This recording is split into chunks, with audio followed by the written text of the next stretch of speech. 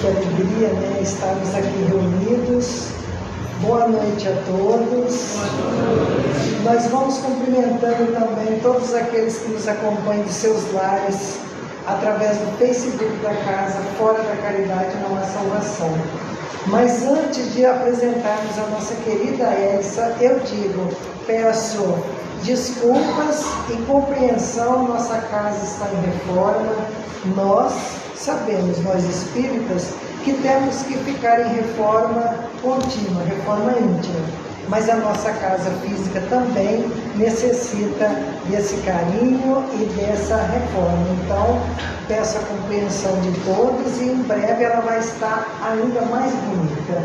E hoje eu disse para a querida Elsa, você tem um plano B, se caso não conseguirmos projetar aqui e fazer sua palestra? Ela disse assim, fique tranquila, Glória, nós temos o plano A, B e C, então hoje ela vai usar o C, né?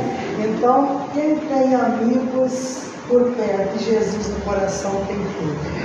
Então vamos agradecer ao nosso Criador, a Jesus nosso Mestre, e a espiritualidade amiga que cuida desse ambiente com tanto carinho, para que assim também envolva a querida companheira Elsa, que era a trabalhadora da União, mas falaremos daqui a pouco.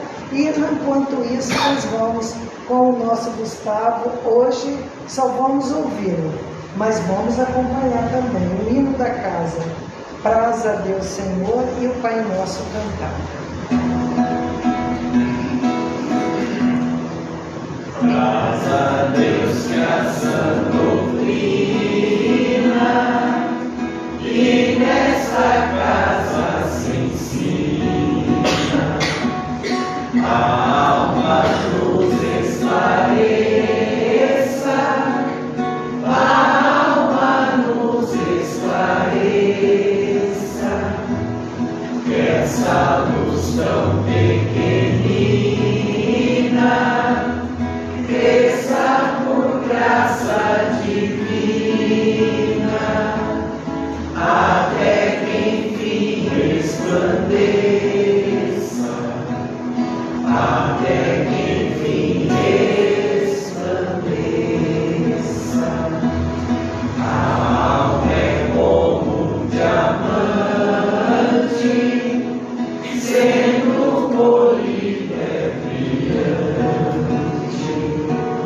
Dentro do luz não brilha, dentro do luz não brilha, não se distingue da terra, não descobre a luz que encerra, não mostra de quem é filha, não mostra de quem é filha.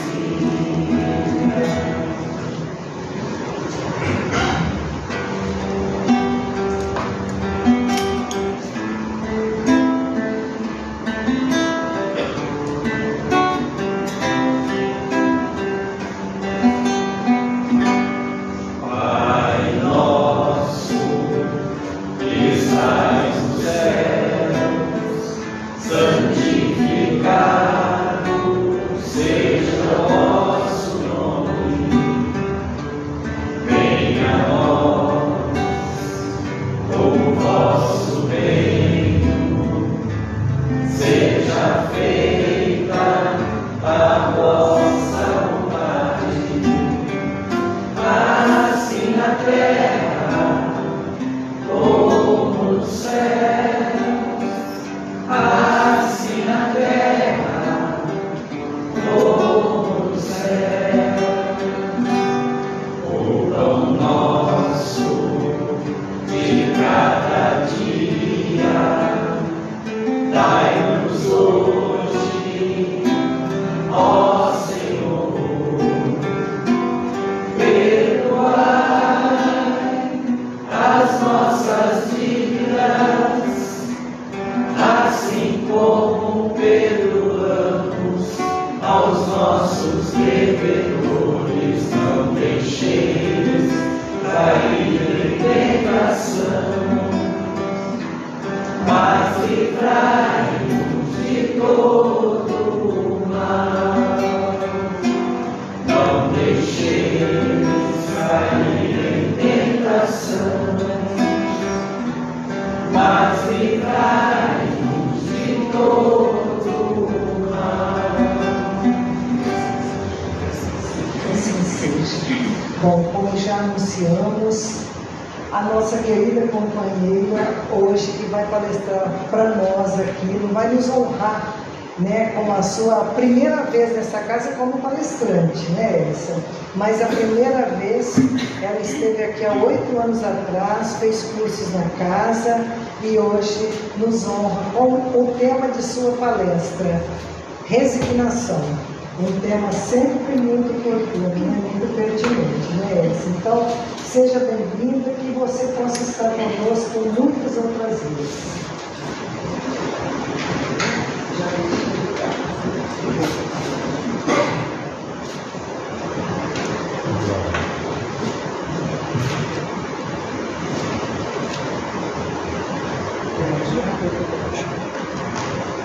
Você faz isso amanhã, acabei de testar. Se eu tivesse a voz do Rogério, não precisaria, né? Boa noite a todos. Primeiramente, gostaria de agradecer ao convite da casa. Como a Glória falou para mim, é uma imensa alegria estar aqui pela primeira vez como palestrante, porque foi nessa casa onde eu comecei a doutrina, comecei a conhecer a doutrina do Cristo. E acho que como todos nós estamos aqui, é difícil falar da doutrina sem não nos emocionar, porque como essa doutrina modificou minha vida, como ela modificou minha maneira de pensar, minha maneira de olhar para o mundo, minha maneira de entender Cristo e de entender o amor do nosso Pai.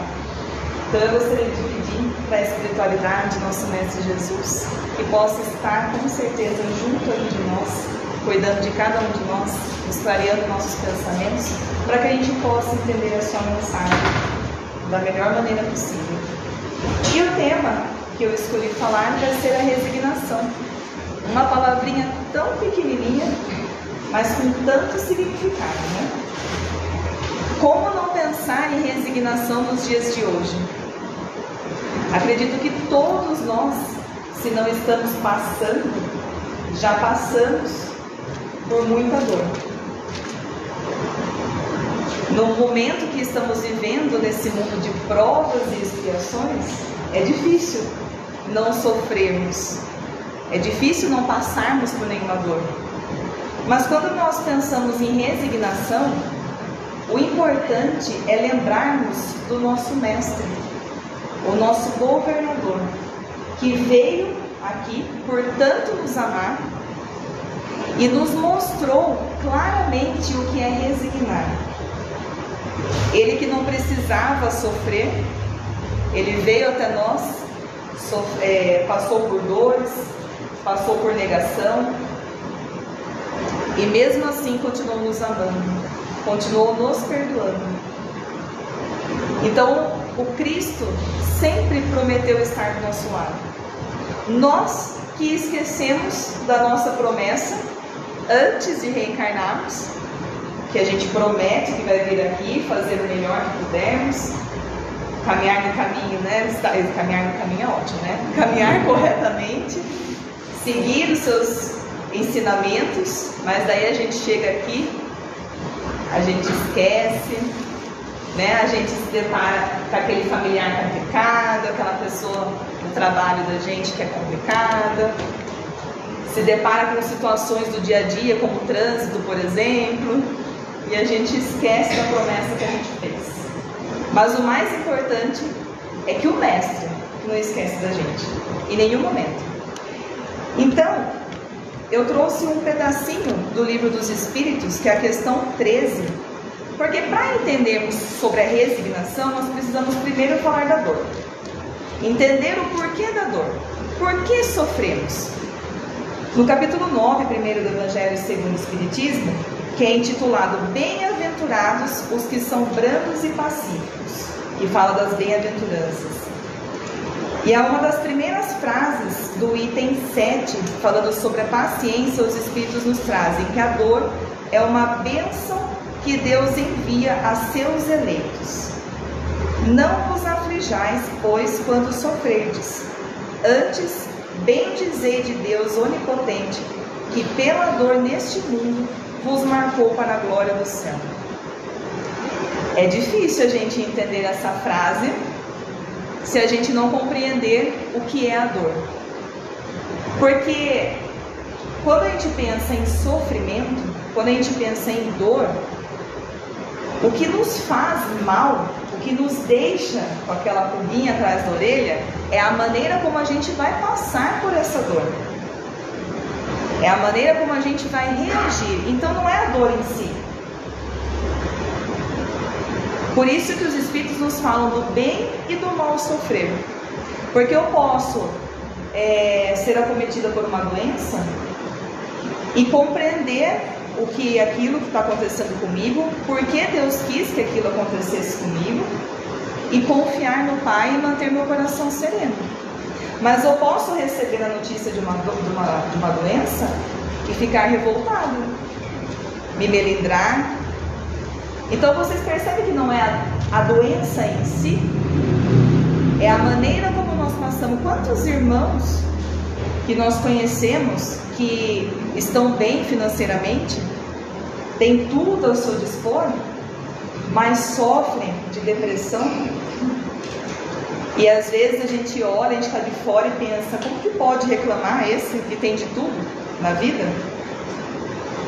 Então, mais um exemplo que não é a questão da dor, é como a gente passa por ela. E aí no livro dos Espíritos, na questão 13, tem os atributos da divindade. E uma delas, eles nos falam que Deus é soberanamente justo e bom, que a sabedoria providencial das leis divinas se revela assim nas mais pequeninas coisas como nas maiores. E essa sabedoria não permite se duvide nem da sua justiça e nem da sua bondade. Então, quando a gente lê os atributos de Deus, a gente percebe que Deus não quer que a gente sofra. Chico Xavier falava, né, que se Deus quisesse que a gente sentisse a dor, Ele não teria nos enviado anestesia. Então Deus não quer que a gente passe pela dor. As suas leis são pautadas no amor, são pautadas na bondade. Só que nós somos muito imediatistas. Infelizmente, a gente passa por uma situação e se revolta, porque pensamos que sabemos mais do que Deus, que conhece nosso passado.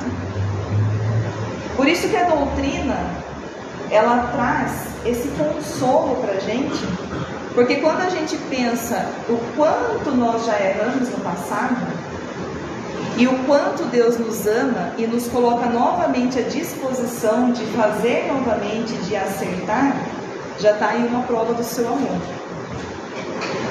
E Deus, Ele não age com a gente pela lei de Talião, olho por olho e dente por dente, porque se assim fosse, nós não suportaríamos. Se nós olhássemos para o nosso passado e lembrássemos do nosso passado, será que a gente suportaria? Só que Deus, Ele quer apenas o nosso aprendizado. E por que Ele escolhe então a dor? Aí novamente a doutrina nos traz, no livro dos Espíritos, as aflições da vida são muitas vezes a consequência da imperfeição dos espíritos. Quanto menos imperfeições, tanto menos tormentos. Então a gente percebe que a dor, ela é uma consequência, ela não é causa. E nós passamos por ela porque ainda somos imperfeitos, como eles nos falam. Como é o mundo que a gente vive hoje? É um mundo que predomina o quê? A maldade, a guerra, a maledicência, a violência de forma geral, tanto moral quanto física. Esse é o mundo que a gente predomina. Que predomina. A gente pode pensar assim, mas eu não faço isso. Eu não estou na guerra, eu não estou tirando a vida de nenhum irmão. Mas será que por pensamento eu não estou agindo erradamente? Eu não estou desejando o mal daqueles que praticam essa certa violência, porque nós, como espíritas, sabemos que o pensamento é a ação. Então, a partir do momento que nós nos revoltamos com essas pessoas que praticam esses atos, desejamos coisas ruins, nós estamos contribuindo para a violência e para o mal. Estamos abrindo uma porta imensa para espíritos que vibram na mesma sintonia trabalharem. Então, o correto seria que a gente silenciasse e fizesse uma oração. Confiasse em Deus, que Deus sabe o porquê de tudo. O Chico falava da aguinha da paz. Eu falo que a gente tem que andar com galões de água, né? Vamos ter que tomar galões de água lá o tempo todo. Mas para nós, o mais fácil no momento é silenciar, que a gente não consegue às vezes fazer mais que isso. Então é silenciar e fazer uma prece, fazer uma oração. E é importante a gente entender que a dor, ela é consequência, esse sofrer é uma consequência, porque todo bem que a gente deixa de praticar, nós também somos responsáveis. Por isso que eu falei da prece. Tem um livro que chama Cartas e Crônicas de Humberto de Campos, e ele nos conta, no capítulo 7, chama Consciência Espírita. Humberto ele nos conta que Kardec estava escrevendo o Livro dos Espíritos, e ele é levado por um mentor num local onde tem muitos espíritos sofredores, em desdobramento, né? Ele é levado para esse local onde tem muitos espíritos sofredores, gritando, blasfemando. E aí Kardec começa a questionar quem são aqueles. Se são os governadores, se são os imperadores da época, se são os que crucificaram o Cristo. E nesse diálogo esse mentor vai conversando com ele, explicando que não são nenhum desses. Porque, afinal de contas, eles não conheciam a mensagem do Cristo. E todos eles já estavam sendo resgatados para começar a sua reparação. Aí Kardec questiona, mas então quem são essas pessoas? E o mentor fala, esses são os conhecedores da verdade e dos ensinamentos de Jesus, e que por livre e espontânea vontade não escolheram fazer o bem. Quando eu li isso, confesso para vocês que eu quase caí para trás, porque eu falei, somos nós. Somos nós que conhecemos o que o Cristo pede, conhecemos o seu Evangelho, e por livre-arbítrio, a gente muitas das vezes tampa o sol da peneira e opta em não fazer o bem. Então Kardec ele desperta nesse momento e ele escreve a questão 642 do Livro dos Espíritos. Basta o homem para agradar a Deus não fazer o mal? E os Espíritos respondem, não. É preciso que façam o bem. Então olhem a responsabilidade que a gente tem quando conhecemos a verdade do Cristo, a verdade do Evangelho. E nós não precisamos de muito, porque os próprios Espíritos nos falam que basta uma pequenina vontade. Se nós soubéssemos a pequenina vontade que basta estarmos à disposição de ajudar e de sermos melhores, porque nós estamos longe de ser perfeitos ainda. Só que é a disposição. E essa disposição não significa que a gente vai nunca mais errar. A gente vai cair várias e várias vezes. Mas quando estamos na disposição de mudar, a gente levanta, tropeça, levanta e começa de novo. É isso que eles precisam. Porque a partir desse momento que a gente está nessa disposição, eles conseguem chegar até nós. Eles conseguem nos acessar. Todo mundo, acredito que quase todos, já assistiram ao Nosso Lar ou leram um livro. Espero que tenham lido o livro, né? André Luiz, ele fica no umbral por mais ou menos uns 8 anos. E todos os dias a sua mãe, quase todos os dias, a sua mãe ou o Clarencio vai até ele para tentar socorrê-lo. Só que não consegue. Porque André Luiz não estava aberto, não estava voltado ao Pai. Mas a partir do momento que ele volta seu coração para receber auxílio, para receber a ajuda é imediata. Na hora ele vê o Clarencio do lado dele. E assim nós somos. Nós temos os nossos amigos espirituais, nosso mentor do nosso lado, nosso mestre. Só que às vezes nós vivemos nesse mundo de ilusão, nesse mundo que nós ficamos focados somente no problema, naquela dor, e a gente não consegue perceber o amparo espiritual que está do nosso lado. A gente fica igual Pedro quando estava no mar com Jesus. Quando ele estava ali olhando para o mestre, ele estava com a confiança suprema. A partir do momento que ele desvia seu olhar para aquele mar que estava totalmente revoltado, é como se fosse uma analogia para a gente. Quando a gente olha para essa dor, para esse problema, para esse turbilhão que está acontecendo, a gente esquece do Cristo. E aí é a hora que a gente começa a afundar. E aí Cristo vem na sua grandeza e estende a mão para a gente mais uma vez. Só que quem tem que pegar na mão de Cristo? Somos nós. Então o amparo é constante, é o tempo todo. E a espiritualidade nos fala que essa dor ela pode ter uma causa atual ou uma causa anterior. A causa atual nós podemos pensar no nosso dia a dia. Se eu levo uma vida, por exemplo, desregrada, não cuido da minha saúde física, tenho uma má alimentação, é bem provável que eu tenha alguma doença, que eu possa desenvolver uma doença física, colesterol, uma diabetes. Às vezes pode vir de vidas passadas, como a gente falou, mas muitas das vezes basta que a gente olhe agora. Se eu sou uma pessoa que vive 24 horas do meu dia para o meu trabalho, não tenho um momento de lar com a minha família, não tem esse momento onde a gente vem cuidar do nosso espírito, não tem um momento de descanso, vivo angustiado pensando nos problemas, nas finanças. E se a gente ficar assim, não vamos resolver às vezes nada. Então a gente tem que cuidar da gente para poder ter claridade no nosso pensamento para saber como agir. Então se eu viver assim, é bem provável que eu possa desenvolver alguma dificuldade do coração, uma doença do coração. Então os Espíritos nos falam que basta que a gente olhe na nossa vida atual. E mais uma vez eu falo da doutrina que é uma graça para nós, porque compreendendo isso, a gente evita de fugas.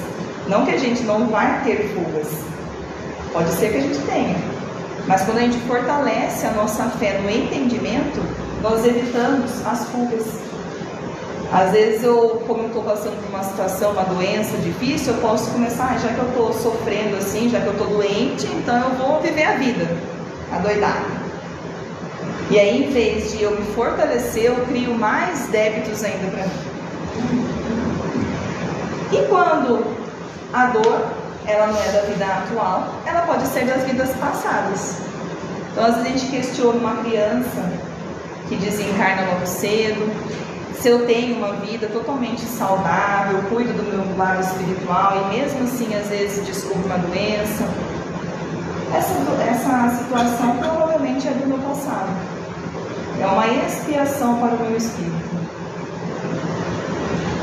E vale aqui ressaltar que a dor, ela é muito relativa.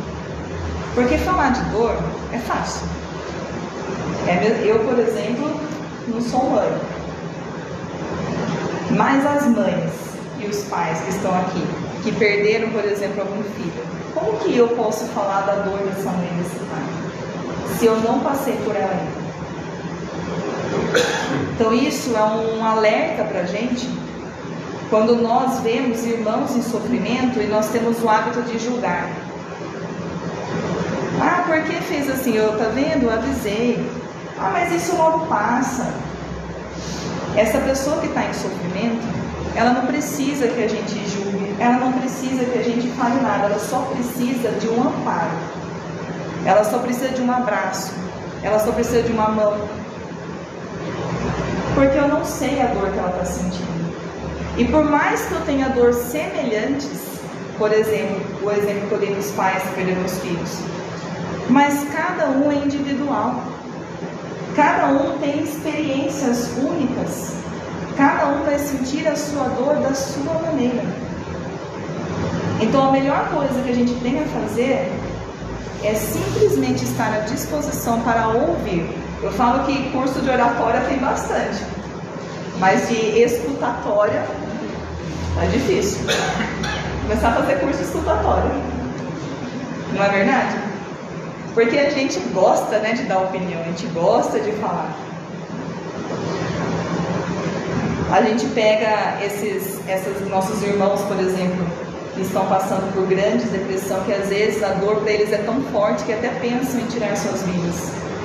Como que a gente vai chegar para esse irmão e falar que a vida dele é linda, que a vida dele é bela, sendo que a gente não passou por essa experiência? Então vale esse alerta, essa reflexão para como nós devemos agir perante a dor do outro. E aí os Espíritos nos falam que são 3 itens, 3 pontos que nós temos que passar para estar quites com as leis de Deus. Que a primeira é o arrependimento. Então o primeiro ponto é arrependimento. Todo mundo conhece a parábola do filho pródigo, né? O primeiro ponto foi o arrependimento, mas o arrependimento sincero, não com segundas intenções. É o arrependimento quando a gente se coloca à disposição de modificar. O segundo é a expiação em si, que são essas provas físicas e morais. E mais um detalhe, falando de julgamento, uma coisa que a gente faz bastante também, às vezes a gente vê um irmão, por exemplo, na rua e fala, esse daí deve ter usufruído bastante, né, do dinheiro em outras vidas. Mas será que ele não é um irmão missionário? Que veio mostrar pra gente o que é a resignação, o que é a confiança em Deus? Então vale mais um alerta aí pra gente pensar antes de julgar. E o terceiro ponto é a reparação, que é auxiliar aqueles a quem nós fizemos mal. Porque nós, quando fazemos alguma coisa para nós mesmos, além de nos prejudicarmos, nós prejudicamos muitas das vezes aqueles que estão ao nosso redor. Quando a gente pensa, sofre, passa por dor, não perdoa alguém, aqueles que estão ao nosso redor sentem também, por conta da nossa vibração. Imagine uma pessoa que fica o dia inteiro guardando uma mágoa de outro e vive o dia inteiro falando desse outro. Quem está do lado dela tem que entrar em prece 24 horas, né? Evangelho em casa todo dia, porque ela acaba sendo afetada também. Então Jesus, nosso mestre, nosso pai, nos coloca junto com estes para que a gente possa reparar esse mal que fizemos. E aí a irmã Cidufo, no livro Escutando os Sentimentos, ela trouxe uma frase muito linda, porque quando a gente pensa nessa reparação, nessas oportunidades que Deus nos dá, ela diz assim, que na lei divina imperar a bondade e a misericórdia, e o amor e o determinismo de atingirmos a perfeição. Então Deus coloca tudo à nossa disposição para que a gente possa atingir essa perfeição, mas no momento Deus, ele conta apenas com o nosso melhor. Ele não espera que sejamos perfeitos. Então, como é esse melhor? Eu vou levar um copo de água para alguém, é levar um copo de água com carinho, com amor. Eu vou pegar um elevador com alguém e fazer a minha parte de falar um bom dia. Gente, elevador é incrível, né? Vou falar para vocês que eu moro em apartamento. Não sei quem mora em apartamento aqui, é complicado. Às vezes a gente cruza com alguém, a pessoa olha para o chão, finge que não vê a gente, não é assim? E é difícil falar bom dia essas horas. Mas aí está uma das provas, que são as experiências da nossa vida. A gente só pode falar que a gente tem alguma virtude realmente quando a gente não perde ela em nenhum momento. Por isso que as experiências vêm. Porque eu posso falar que eu sou paciente, mas na hora que vem, por exemplo, eu estou no trânsito, alguém me fecha o carro, né? Me xinga, será que eu vou ser tão paciente assim? Porque a pessoa que já conquistou essa virtude, ela não perde jamais. Vejam Cristo. Cristo era a personificação de todas as virtudes que a gente conhece.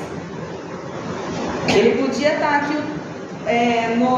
no meio dos fariseus, das pessoas que estavam ali o condenando, e em nenhum momento Cristo perdeu a sua paciência, a sua resignação, a sua força, o seu bem-querer, o seu amar, porque ele já tinha conquistado tudo isso. Cristo já era Cristo há mais de 5 bilhões de anos, quando a Terra virou terra, né? Olha como nós somos ainda tão fragilzinhos. Então Deus, ele espera que a gente faça essas pequenas coisas, e o nosso dia fica muito melhor. Quando a gente acorda e agradece a oportunidade de estarmos ali acordados, começamos a falar bom dia, igual o Divaldo fala, ame, se o outro não te amar, o problema é dele, mas ame. É fazer essa nossa parte, porque o dia para nós é mais feliz.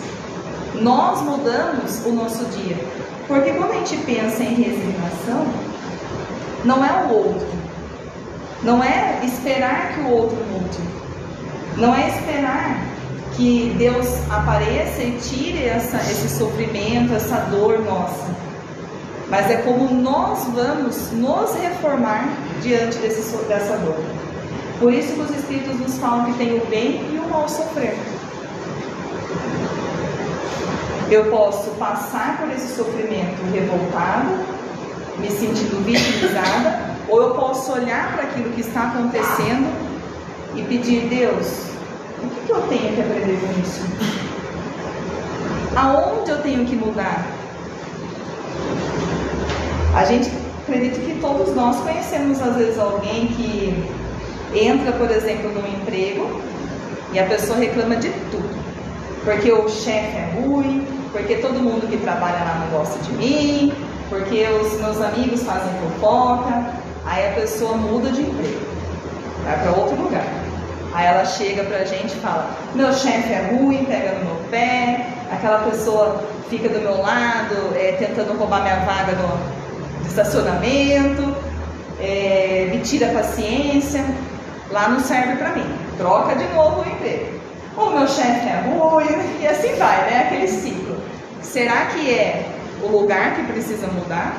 Ou será que é a pessoa que tem que olhar para ela e falar, não, eu vivo no meio de muitos irmãos tão imperfeitos quanto eu. Porque quando a gente entende isso, que nós ainda somos muito imperfeitos, nós começamos a olhar para o outro diferente, entendendo que ele também tem suas virtudes.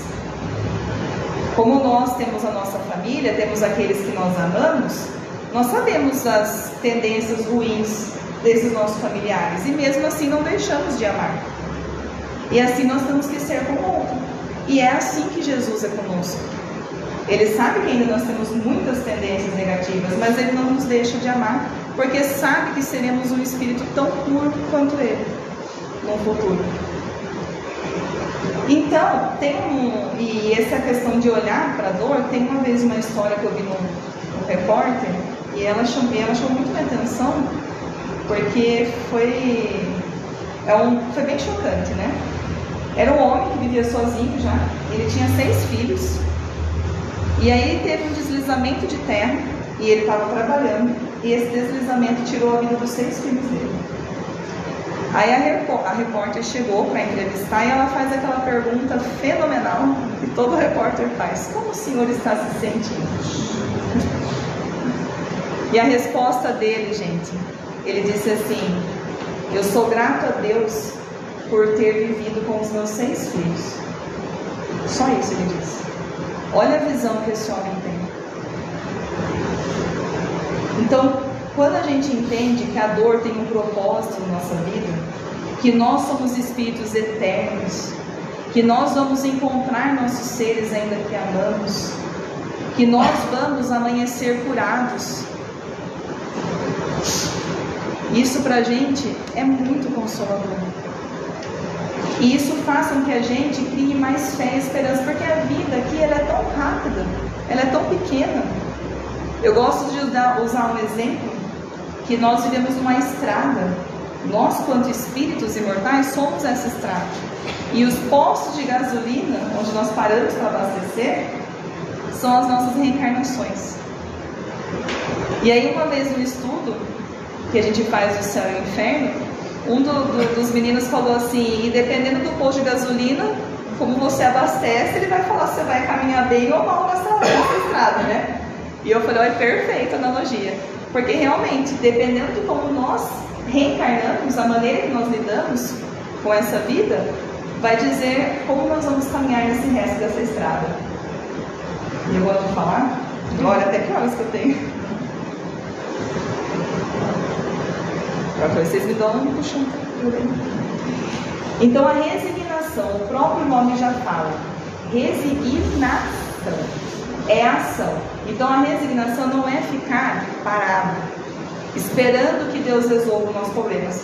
Sabe aquela frase? Se Deus quiser, esse ano eu emagreço. Se Deus quiser, esse ano eu vou para uma academia, paro de beber. Olha, Deus quer. Será que a gente quer? Aí que está a questão. A resignação não é a gente cruzar nossos braços e pedir que o sofrimento venha.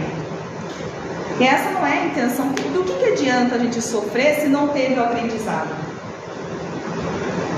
Que adianta a dor se a gente não aprendeu nada? Então a dor, ela é um instrumento que o Pai utiliza para que a gente saia da nossa zona de conforto.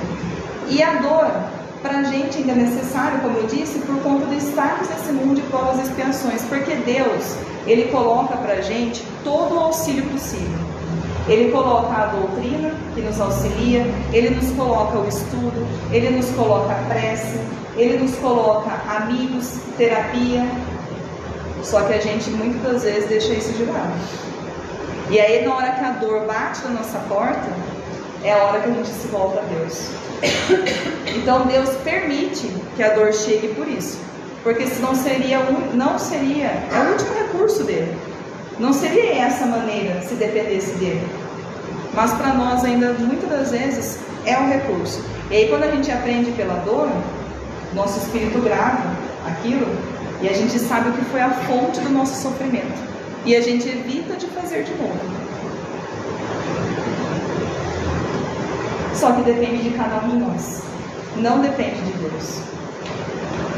E para a gente ficar mais consolados agora, que eu falei da parte ruim, vou falar da parte boa. Tem uma mensagem do Cristo que todo mundo conhece, está em Mateus, capítulo 11, versículo 28 a 30. Vinde a mim, todos vós que estáis aflitos e sobrecarregados, que eu vos aliviarei. Tomai sobre vós o meu jugo, e aprendei comigo, que sou brando e humilde de coração, e achareis repouso para vossas almas. Pois é suave o meu jugo, e é leve o meu fardo. Quando a gente escuta essa frase do Mestre, é como se a gente escutasse ele falando para o nosso coração assim: minha irmã, meu amado irmão, eu estou aqui. Olhe para mim. Eu te amo tanto. Como você ainda não consegue entender o meu amor? Olhe para a sua vida. Olhe todas as graças que você tem. Olhe para frente e não olhe para trás. Estamos aqui. Temos amigos espirituais, mentores do seu lado. Segure na minha mão, que eu não vou soltar, mas segure na minha mão. Agarre firmemente. Converse comigo todos os dias. E silencie para que você possa escutar o que eu estou falando. O Cristo fala isso para a gente constantemente. Só que a gente precisa silenciar o nosso coração, respirar fundo, nos conectar com Ele. E a gente só vai conseguir se conectar com Cristo com a prática. Quando nós exercitarmos a prática do seu jugo, que é a caridade, que é o amor, conosco e com o nosso semelhante. Que são nessas pequeninas coisas. E a prova de que Deus quer que a gente vença é essa. É nos ter enviado o seu Filho amado e ter colocado do lado de cada um de nós um anjo, um mentor. Ele não quer que a gente perca, Ele quer que a gente ganhe. Ele quer que a gente vença as dificuldades. Olha que prova mais linda que é essa. O amor do Mestre, o amor de Jesus, é igualzinho para cada um de nós. Só que a maneira como nós recebemos o seu amor é diferente. Uns vai receber o amor do Cristo com a mãozinha fechada, outros vai receber com balde, alguns vão receber de caminhão-pipa. Mas o amor do Cristo é o mesmo para cada um de nós. A diferença é como estamos dispostos a receber. E isso vai da nossa confiança. Por isso que ele nos fala da fé sobre a rocha, que é diferente da fé da areia. A fé da areia é quando nós esperamos do mundo, que o mundo nos traga respostas. E a fé sobre a rocha é essa fé na moral, no amor do Cristo. Por isso que ele nos diz que ele é o pão da vida, que ele nos sacia. Se a gente come desse pão da vida, nada para nós será dificultoso. O jugo vai ser leve. Muitas das vezes nós precisamos sim passar por uma situação difícil, como eu falei, por conta de expiação, mas a partir do momento que a gente consegue doar nosso amor ao Cristo, consegue confiar nele, nós passamos com uma serenidade, nós passamos com o coração em paz, sem a revolta. Por isso que nós precisamos agir e trabalhar, para que a gente possa sentir isso profundamente. E aí, para a gente ir finalizando, eu gosto de sempre dar exemplos, de trazer exemplos, histórias para finalizar. Eu trouxe duas pessoas. Uma fala mais do exemplo físico e outro mais do exemplo emocional, vamos falar assim. O primeiro é o Jerônimo Mendonça. Acredito que a maioria deve conhecer o Gigante Deitado. Jerônimo, ele não era espírita até seus 15 anos de idade. E depois do desencarne da sua avó, ele se tornou espírita, começou a frequentar a doutrina espírita. E interessante que a primeira vez que eu escutei a história do Jerônimo, lembrando, foi aqui nessa casa. E eu achei fenomenal o que era esse espírito, o trabalho dele, a resignação que ele teve. E aí o Jerônimo, ele começou na sua adolescência a sentir fortes dores no seu corpo, nos tornozelos e nos joelhos especificamente. E o Jerônimo, ele era um rapaz alto, ele tinha 1,90 m de altura, era atlético, e ele gostava de se olhar no espelho e se denominar o Tarzan. Ele era parecido com o Tarzan. E aí um dia, ele numa palestra, o palestrante, mediunizado, por um momento, ele parou a palestra, desviou o assunto, mediunizado, ele disse: eu tenho um recado para o Tarzan. Falei: já pensaram vocês nessa situação? Aí o palestrante disse assim: eu vim aqui hoje para trazer um recado para o Tarzan. Tarzan, se prepare porque a selva do sofrimento vai começar. Porém, se agarre no cipó da esperança. Eu confesso que se fosse eu, acho que eu não voltaria mais. Aí, isso ele tinha 18 anos mais ou menos, quando ele foi diagnosticado com artrite reumatoide. Então ele começou aos poucos a perder os movimentos, começou a andar de muleta, depois de andador, foi para cadeira de rodas, e com 20 anos de idade ele estava totalmente acamado. Junto da doença, ele ainda perdeu completamente a sua visão. Fora a visão, ele tinha hemorragias pelo corpo sem causa aparente. Fora as hemorragias, ele sentia fortes dores no coração. E chega, né?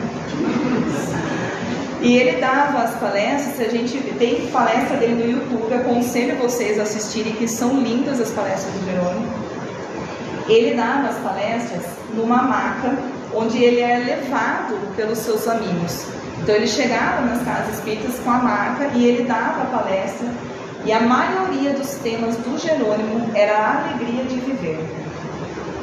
Olhe que inspiração para esse homem do que é a resignação. Às vezes a gente tem uma dor na unha e a gente reclama de sair de casa. Não é unha encravada. E esse homem, sem reclamar, ele trabalhou lindamente até seus 50 anos de idade. Foram 30 anos numa maca, falando da doutrina espírita e da alegria de viver. E ainda ele foi incentivado por Chico, que Emmanuel fala através de Chico para ele assim, que uma vez o médico fala para ele que ele estava por um fio, que o coração dele estava por um fio. Aí Emmanuel fala assim para ele: Jerônimo, que bendito fio, trabalha que o fio engrossa. Se ele não trabalhasse, às vezes ele não durava 5 anos. E isso é para a gente refletir na nossa vida. A nossa doença, se a gente não, nossas dores, nosso sofrimento de forma geral, se nós nos entregarmos, nós vamos cair sim antes do tempo. E o outro exemplo para a gente finalizar, que para mim, eu vou tentar não chorar, toda vez eu choro quando eu falo dela, é Maria. Que exemplo de resignação. A história dessa nossa mãe, quando novinha recebeu a mensagem do Cristo, que ia ser mãe do Cristo, ela em nenhum momento ela titubeou, em nenhum momento ela questionou, porque ela tinha fé. Não era apenas uma crença em Deus, era saber que Deus estava do lado dela. E aí nesse momento, ela abaixa a cabeça e fala: eis aqui a serva do Senhor, cumpra-se em mim segundo a tua palavra.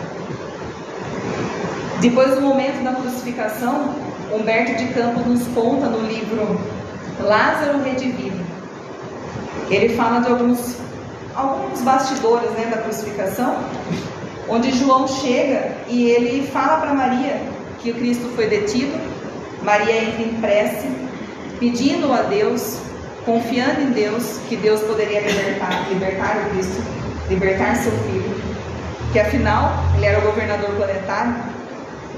E aí passa um tempo, ela em oração, João volta e diz que o mestre foi encarcerado.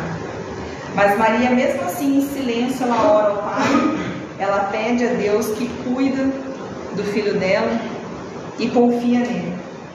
Então Maria, ela querendo enfrentar essa situação, ela toma as ruas e ela tenta chegar perto do seu filho, só que os guardas não permitem.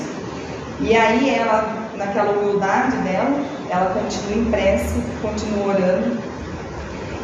E aí tem um momento que João chega e fala que Pilatos enviou Jesus para Herodes Antipas, que ele ficava entre a lei e entre o povo, e levou ele para Herodes para ser julgado. Maria decide então que ela vai começar a seguir o seu filho o mais perto possível. E aí quando ela chega e ela vê seu filho, que foi acusado pelos sacerdotes, isso tem, para quem não leu ainda, no livro Há 2000 anos também conta esses trechos. E aí Maria, ela começa a questionar por que Jesus está passando por isso, se ele era a personificação do amor. E ela vê seu filho quando ela chega, depois que Antipas, judia, né, tira sarro de Jesus, ela guarda naquele coração dela de mãe aquela imagem que jamais ia sair do seu pensamento. Ela vê seu filho em vestes de ironia, uma cana suja nas mãos, à maneira de cetro, e uma coroa de espinhos. O nosso Cristo, daquela maneira. Naquele momento ela quis amparar o mestre, mas ainda assim os guardas não permitiram. E o Cristo volta para Pilatos para que fosse tomada a decisão. E aí nesse momento, o Cristo olha para ela e através do seu olhar, ela compreende que a única coisa que ela tinha a fazer era orar, que ele pedia que ela confiasse. E aí Pilatos ainda dá a opção para o povo de escolher Barrabás ou Jesus, e mesmo assim o povo grita para crucificar Jesus. Então ela, naquele momento amparada por Maria de Magdala e João, Jesus nos seus minutos derradeiros fala para que João cuide da sua mãe. Maria entende naquele momento que seu filho não sairia dali vivo. E o Cristo, quando fala que tudo está consumado, pende a cabeça. Maria começa a chorar, com o coração apertado, com o coração entristecido, porque afinal seu filho nada tinha feito para merecer aquilo. E Jesus, naquele momento, ela lembra do passado. Venha só como se fosse, Humberto fala que uma misteriosa força espiritual toma conta de Maria, e ela recorda do passado todas as alegrias que ela viveu com Cristo. E ela se lembra que ela pode sim ser a sua mãe espiritual, mas Ela possuía esses desejos humanos, mas o Supremo Senhor guardava eternos e insondáveis desígnios. Porque mesmo sendo seu filho, ele era o governador do planeta. E aí Maria, compreendendo a perfeição e a misericórdia, a justiça e a vontade do Pai, ela ajoelhou-se aos pés da cruz e, contemplando o Filho morto, ela repete as inesquecíveis afirmações: eis aqui a serva do Senhor, cumpra-se em mim segundo a tua palavra. É linda essa história de Maria, né? Então, que a gente possa, como eu falei, é difícil falar da dor, cada um tem a sua, mas que a gente possa sempre lembrar o quanto nós somos amparados e que depende de nós sentir a presença do Cristo, porque Ele está aqui. Sabe aquela música, tão certo como o ar quanto eu respiro? Pegadas na areia, rastros na areia. O Cristo está aqui, Ele nos carrega. Só que é nós que temos que estar à disposição de sentir e de ouvir. Então que a gente possa sair daqui lembrando desses exemplos, nos fortalecendo nos ensinamentos do Mestre, nos instruindo para sairmos com a fé cada vez mais forte como uma rocha. E que a gente possa, todos os dias, falarmos também: Senhor, eis-me aqui, a tua serva. Agradeço a todos pela atenção. Boa noite.